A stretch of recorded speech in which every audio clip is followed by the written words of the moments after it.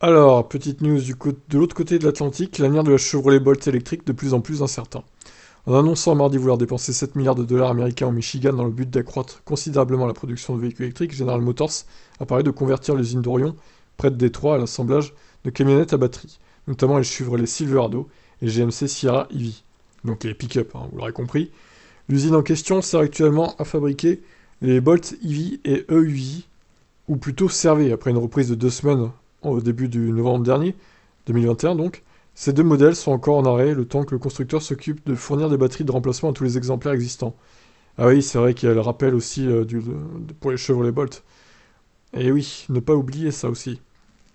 GM s'attend à ce que tout soit terminé à la fin de février, mais les plans de production pour les Bolt électriques et Bolt EUV par la suite ne sont pas encore fixés. Alors, la Bolt EUV, elle est un peu plus grosse, je crois. C'est ça la différence avec la Bolt EV, me semble-t-il.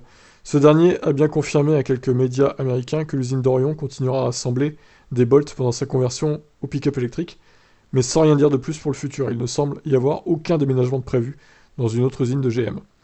Lors du dévoilement des Bolt électriques en 2022, il y a à peu près un an, l'ingénieur en chef Jesse Ortega nous avait bien averti que ni l'une ni l'autre n'allait migrer un jour vers une nouvelle architecture avec batterie Ultium de GM, qui fournit une meilleure autonomie et un rendement plus stable.